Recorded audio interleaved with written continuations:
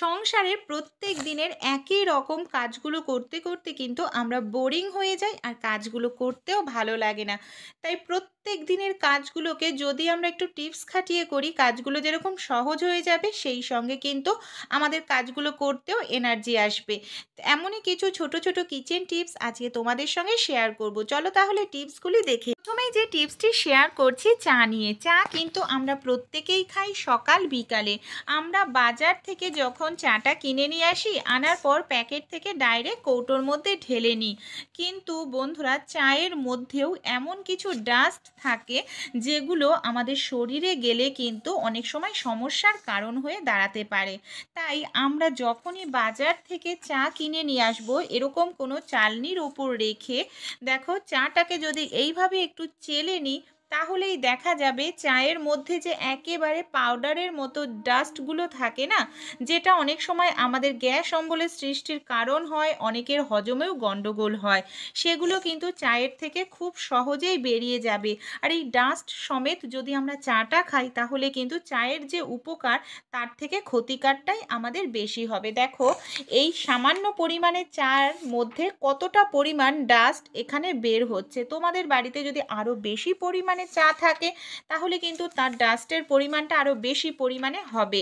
দেখতে পাচ্ছ অনেক সময় হয় আমরা চাটা যখন খাই কাপে করে, দেখা যায় কাপের নিচের দিকেও কিন্তু একেবারে এই ডাস্টগুলো লেগে থাকে, পাউডারগুলো, যেটা কিন্তু অনেক সময় আমাদের কাপটার যখন ধুই তখন হয়তো আমরা লক্ষ্য করি।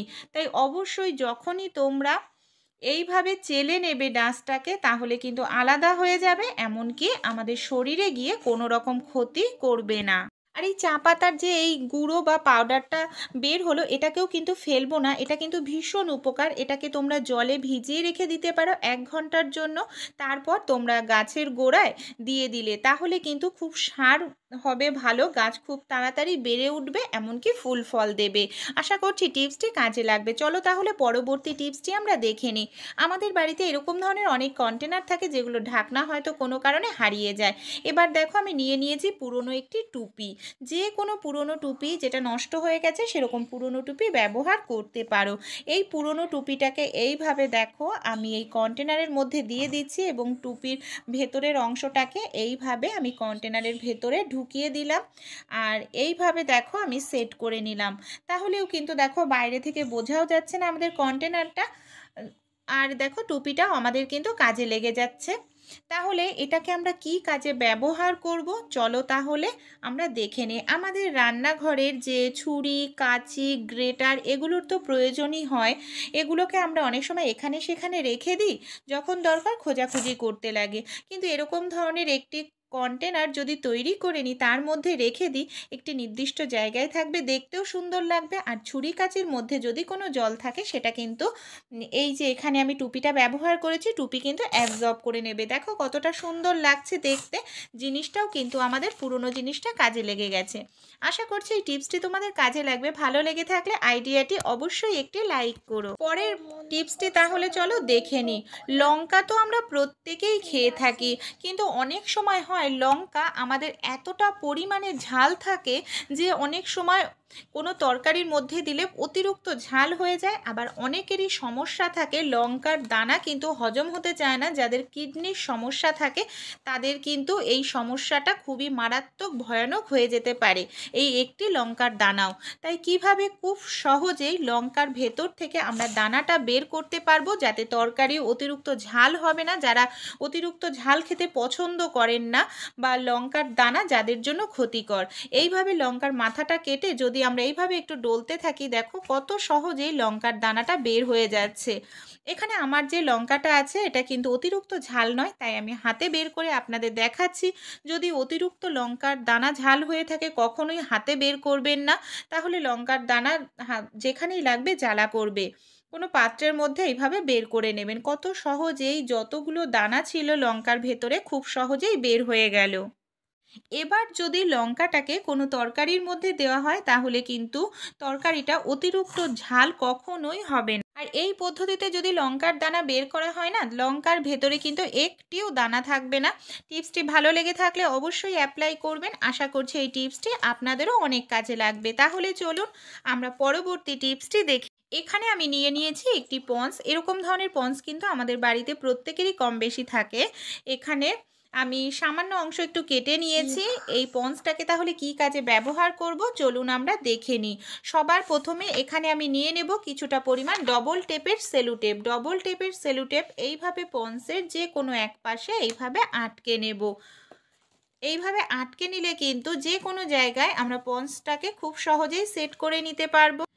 আমাদের বাড়িতে যে দরজা থাকে না, দরজাটার যে নিচের দিকে একটা হ্যান্ডেল থাকে, অনেক সময় দেখা যায় বাচ্চারা এত জোরে জোরে দরজাটা খোলে, যার কারণে এই জায়গাটা কিন্তু দেখা যায় দেয়ালে বারবার বাড়ি খেতে থাকে, একটা বাজে আওয়াজও তৈরি হয়।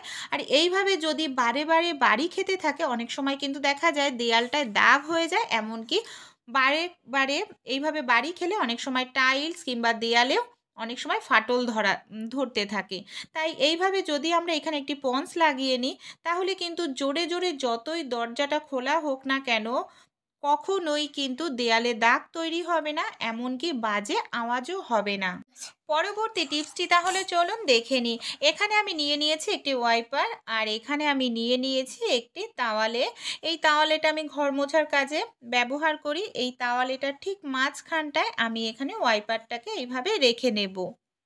এরপর যেটা করব, তাওয়ালেটার যে এই অংশটা আছে দেখুন দুপাশের অংশ এইভাবে ওয়াইপারের মধ্যে আমরা ভাঁজ করে নেব। ঠিক এইভাবেই আমাদের ভাঁজ করতে হবে, আর আরেক পাশের অংশটাকে এইভাবে আমরা নিয়ে আসব। এবার কি করব, যাতে তাওয়ালেটা না খুলে যায় ওয়াইপার থেকে, এর জন্য আমি নিয়ে নেব দুটো জামা কাপড় আটকানোর ক্লিপ। ক্লিপগুলোকে দুপাশে এইভাবে টাইট করে আমি আটকে দেব। তাহলে এবার চলো দেখে নিই যে এটাকে আমরা কি কাজে ব্যবহার করব। আমরা অনেকেই আছি যারা নিচু হয়ে হাঁটু গেড়ে বসে ঘর মুছতে অসুবিধা হয়, বিশেষ করে বয়স্কদের। তারা কিন্তু এই পদ্ধতিটা অ্যাপ্লাই করে খুব সহজেই ঘর মুছে নিতে পারো। তাছাড়াও আরও একটি কাজ হয়, আমাদের আলমারির তলা, খাটের তলা এই সব জায়গায় কিন্তু সহজে হাত পৌঁছায় না। আর ওয়াইপারের লাঠিটা অনেকটা বড় হওয়ায় খুব সহজেই অনেক দূর পর্যন্ত আমরা মুছে নিতে পারি, এমনকি সেই জায়গাটা একেবারে নোংরাও থাকবে না, আর আমাদের জায়গাটাও পরিষ্কার পরিচ্ছন্ন হয়ে যাবে। এই কাজটি কত সহজেই আমরা করে নিতে পারছি, আমি তোমাদের দেখাচ্ছিও। দেখো কি পরিমাণে নোংরা ছিল, যেটা খুব সহজে উঠে গেছে। তাছাড়াও কিন্তু আমরা আরও অনেক কাজে ব্যবহার করতে পারি এইভাবে ওয়াইপারের মধ্যে কাপড় লাগিয়ে। চলো আরও একটি টিপস আমরা দেখে নিই। যখন নোংরা হয়ে যাবে তখন কিন্তু খুব সহজে এইভাবে তাওয়ালেটাকে খুলে আমরা যদি পরিষ্কার করে নিই ধুয়ে, তাহলে কিন্তু একেবারে পরিষ্কার হয়ে যাবে। আমাদের বাড়ির যে দেয়ালগুলো থাকে অনেক সময় দেখা যায় রান্নাঘরের দেয়ালগুলোতে টাইলসে অনেক উঁচুতে কিন্তু হাত পৌঁছায় না, যেখানে নোংরা তেল কাস্টে জমতে থাকে, ঝুল পড়ে যায়, সেই সব জায়গায় কিন্তু এইভাবে যদি আমরা তাওয়ালেটাকে জড়িয়ে নিই খুব সহজেই কিন্তু আমরা পরিষ্কার করে নিতে পারবো। নোংরা তো উঠবেই, ঝুলও উঠে যাবে, সেই সঙ্গে কিন্তু আমাদের দেয়ালটা একেবারে পরিষ্কার হয়ে যাবে, আর কোনো রকম কষ্টও করতে হবে না। এই কাজটি করতে কিন্তু একেবারে ইজি। তাহলে এই টিপসটি বা আইডিয়াটি আপনাদের কীরকম লাগলো অবশ্যই কমেন্টে জানাবেন। ভালো লেগে থাকলে অ্যাপ্লাই করবেন।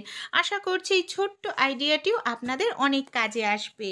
পরবর্তী টিপসটি তাহলে দেখে নিই। অনেক সময় হয় আমরা হয়তো এমার্জেন্সির সময় কোথাও বাড়ির থেকে চলে যাই বা কোথাও যেতে লাগে, অনেক সময় আমাদের বাড়িতে দেখা যায় অনেকটা পরিমাণ দুধ থাকে, আর এই দুধটাকে যদি এইভাবেও আমরা ফ্রিজের মধ্যে রেখে দিই, কাঁচা দুধ, অনেক সময় যখন 5-6 দিন পর বাড়ি ফিরে আসি দেখা যায় দুধটা জাল দিতে গেলে দুধটা কিন্তু নষ্ট হয়ে যায়।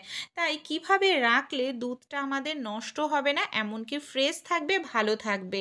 তা যতটা পরিমাণে দুধ হোক না কেন, দুধের মধ্যে আমরা যদি সামান্য পরিমাণ একটুখানি বেকিং সোডা, যে সোডাটা আমরা নানা রকম খাবার কাজে ব্যবহার করি, এখানে কিন্তু বেকিং পাউডার নয়, বেকিং সোডা সামান্য পরিমাণ দুধের মধ্যে দিয়ে যদি খুব ভালো করে এইভাবে মিশিয়ে তারপর ফ্রিজের মধ্যে রেখে দিই, 10 দিন পর্যন্ত দুধটা থাকলেও নষ্ট হবে না, একেবারে ফ্রেশ থাকবে।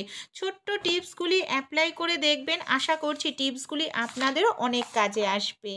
তাহলে চলুন আমরা পরবর্তী টিপসটি দেখে। এই ধরনের যে ছাঁকনিগুলো থাকে আমরা প্রত্যেকেই তো চা ছাঁকনি হিসাবে ব্যবহার করি। তাছাড়াও অনেক সময় কিন্তু দুধ ছেঁকে থাকি কিংবা আমাদের কড়াইতে অনেকটা পোড়া তেল থাকলে সেই তেলটাকেও ছেঁকে নিই। কিন্তু অনেক সময় বড় পাত্রের মধ্যে কিছু ছাঁকতে গেলে দেখা যায় যে বারবার কিন্তু পাত্রের মধ্যে ছাঁকনিটা পড়ে যায়। সেক্ষেত্রে এক হাত দিয়েও কিন্তু ধরে আরেক হাত দিয়ে অনেকটা জিনিস ছাঁকতে গেলেও কিন্তু সমস্যার মধ্যেও পড়তে হয়। তাই আমাদের বাড়িতে যদি এরকম ধরনের কোনো শিক বা রড থাকে বা কোনো রকম যদি টুথপিক থাকে সেটাও যদি ছাঁকনির এই ছিদ্রের মধ্যে এইভাবে ঢুকিয়ে দিয়ে আংটা হিসাবে তৈরি করে নিই, আমি এখানে জল ছেঁকে দেখাচ্ছি তাহলেও কিন্তু খুব সহজেই ছাঁকনিটাকে না ধরেও আমরা এই জিনিসটাকে ছেঁকে নিতে পারবো, যে কোনো জিনিস। আমাদের ছাঁকনিটা ধরার কোনো কিন্তু প্রয়োজনই পড়বে না। এই ছোট্ট টিপসটিও তাহলে কিরকম লাগলো অবশ্যই কমেন্টে জানিও। আমার চ্যানেলে যদি নতুন বন্ধু হয়ে থাকো, চ্যানেলটাকে সাবস্ক্রাইব করে প্লিজ আমার পাশে থেকো আর তোমাদের বন্ধু-বান্ধবদের সঙ্গে টিপসগুলি শেয়ার করো।